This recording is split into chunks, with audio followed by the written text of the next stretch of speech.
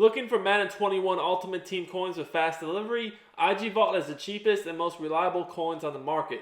Click the link in the description and use coupon code SPORTS for 6% off your order. What's up, everybody? It's Duke, back here from sportsgamers.com. You're going to want to stop whatever you're doing and make sure you watch this video, because I'm about to show you the single most important thing you can do to instantly improve your defense. Guys, at this point of the year, everybody offensively is trying to get out of the pocket, roll out corners, crossers, delayed fades, bunch tight end, trips tight end. Guys, you know the drill if you play online. This is pretty much everyone's offense, and it can be super hard to stop. Well, I'm about to show you one simple trick that's going to completely lock all of this down. Now, this is something you can do from many different playbooks and actually many different formations on defense to contain all these different rollouts and the mobile quarterback and corners and crossers and delayed fades.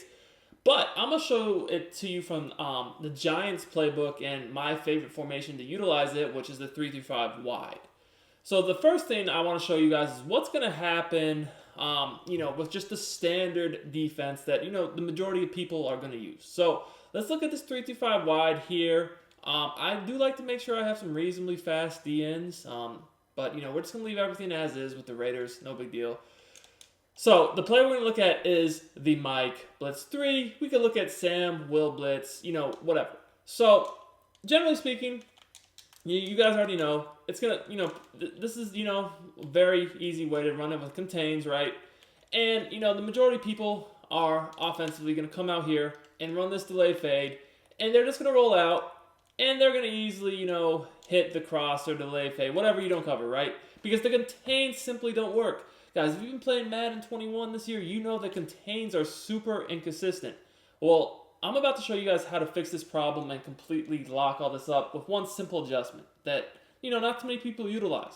So before we get into the tip, I do want to remind you, if you're enjoying my content, make sure you subscribe to the channel, smash that like button. It really does help me out as a creator. Promise you guys, you don't want to miss the content I post. We do daily tips and gameplay videos for Madden 21. And also, if you're looking to get better at Madden 21, you can get all my premium content on sportsgamers.com. That's where I release my ebooks, my offensive and defensive schemes, and my weekly tips. Basically everything you guys need to become a better player. Now, all that said, let me show you guys one simple trick that's going to completely lock this down. And I'm going to show you guys roll out corners, lots of different examples, crossers, delayed fades, everything. Different formations so you guys can see how this works. So I'm going to do the exact same thing. I'm coming out in the Mike Blitz 3, right? Spreading the D-line, crashing them out, and I'm putting the QB contain. QB contain is R1, R1 on PlayStation, RB, RB on Xbox. Just going to use it as the linebacker. And the only adjustment I'm going to make is on the side that they like to roll out to, I'm going to slide the linebacker out about 2 steps. And what's going to happen is, now he's on a blitz angle and my D-end is on the contain. This is a huge difference. And this is something I actually found last year, and it still works good this year. If you guys remember last year, a lot of people were throwing rollout corners. Near close flex was a great formation to do this from.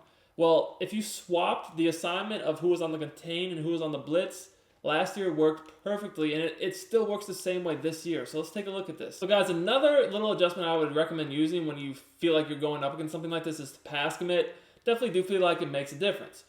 But you're going to see same thing going on with the offense, same setup. Let's take a look at how it works. So you guys are going to notice, first of all, I know I use a rushed up the gap. That's something you can do. You don't have to. But you can use a rush up the gap. Don't have to. Really, I want it in the game. But what you're going to notice is, because the DN is on the contain now and not the linebacker, look how the DN is getting outside leverage on the tackle. And if they try to roll out, as we do here, he's going to disengage immediately, and he's going to be able to sack the quarterback. So, even if I didn't manually rush to get the sack, the DN was going to make the sack himself. And you're definitely going to want to have fast DNs because, especially if you play MUT, a lot of people use, extremely fast quarterbacks like Lamar Jackson. And if you don't have a fast enough DN, he might not be able to make the tackle. He might just get outran. So just make sure you have a fast DN there. But let's look at it again. So, again, we just basically press coverage, spread the D-line out, crash him out, QB contain. And you just want to slide this guy out 2 steps so the defensive end is the one on the contain. You can shade down, up, whatever you want to do. And like I said, make sure you pass commit and stand right behind this D tackle. So let's do this again. We're going to go ahead and hike the ball. This time I'm not even going to manually rush. I'm just kind of going to lurk And you guys can see that defensive end, even though we tried to stop rolling out because we recognized that he was going to come free. See, you guys can see, like, he has outside leverage on that lineman. And, you know, obviously he's going to come free. It's very clear. He's going to come free if we try to roll out. So I initially was going to roll out, and then I tried to stop. But even though I stopped, it was still too late, and he got the sack. And meanwhile, I'm just covering the crossers, you know, and then obviously I could come back to the delayed fade if necessary. But really with this setup I'm showing you, they're never even going to have time to let the delayed fade happen, because as soon as they try to roll out, they're getting sacked by that guy. I mean, you're going to be completely boxed. There's not going to be anything you can really do against this setup. As you guys can see here, bam. Sack, lunch, over with. Now, I want to show it to you against gun bunch rollout corner now. It's the same thing. So gun bunch rollout corners can be annoying, especially if someone max protects. That can be super frustrating to deal with. So let's look at bench pivot. We're going to do the same thing. So again, we're just going to spread the D-line out, crash them out, QB contain, slide this guy. Again, whichever side they're rolling out to, slide the guy out 2 steps so the D-end goes on the contain. Just like that. And you guys can, you know, do whatever shading you want. Pass commit, stand over this guy right here, bam. So you guys are going to notice, I'm going to go ahead, block the running back. And then the other thing I'm going to do is I'm going to motion this guy over to kind of just be an extra blocker. You guys are going to see, if I try to roll out, bam. Now, he didn't actually block that time, so we're going to do that again. But it wouldn't have mattered. We're going to make sure the bunch is on the wide side of the field too. And you're going to see the same thing. They're not going to be able to roll out and hit this. So again, we just spread the D-line out, crash them out, QB contain. Move the outside linebacker and the side they're running or rolling out to about 2 steps outside and pass commit. Again, the whole key is to get the defensive end on the contain, the linebacker on the blitz angle. Guys, I want you to know it's extremely important to pass commit when you're doing this. If you don't pass commit, it doesn't always work. So make sure you guys do pass commit to make sure that this rusher off the edge, as soon as they roll out, whether it be the linebacker or whoever, see how he disengages? He's going to come after the quarterback. This can be done from other formations too. For instance, if you wanted to do it from the big dime 1-4-6, it could work the same way. So, for example, we could come out here in this DB sting, right? And if we're going back to, again, the bunch tight end, because that's the easiest example to show with the delayed fade, you know, again, the whole key is having this defensive end right here on the contain.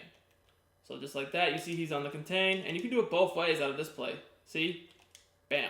Now, in this situation, I would use this guy over in the middle, and we'd be blitzing from both sides, really. But, you know, we have both of the DNs on the contains instead of the DBs. This is the whole key to getting this to work. As you guys can see here, he's able to disengage. I'm able to throw it on the run just because the guy's too slow. But like I said, if you sub a fast guy in there, he'll never really be able to get outran. So this is something you can do for many formations. It doesn't have to just be the nickel 3-3-5 wide. It could be the big dime 1-4-6. It could be really anything. The whole key, though, is make sure, whether it's an outside linebacker or blitzing corner, that you get them slided out. So instead of them being on the contain, the D end or edge rushers on the contain, because then he's going to always keep the outside leverage on this guy. Even against pretty much a max protect setup here, he's going to keep outside leverage, and he's not going to let them roll out. All the blocking assignments this year are basically predicated upon the rollout coming from the absolute furthest most rusher being on a contain. But when you put the second furthest out on the contain and the furthest on a blitz angle, it screws up the whole blocking logic so that you're basically going to get free rollouts. You're going to get free sacks when the quarterback does try to roll out. And I can promise you guys, you do this enough, they're going to be so scared to roll out, you're just going to keep them in the pocket. And once you notice that, then you don't even really have to worry about it anymore. And it just makes the game so much easier on defense, because the whole thing this year is and really last year too, is you had to get certain angles to throw these crossers, to throw these to throw these delayed fades, to throw these corners. Because if you guys look, if I just stand in the pocket and try to throw this delayed fade or the crosser, it just doesn't work the same as far as the delayed fade. And I'm gonna show you right now.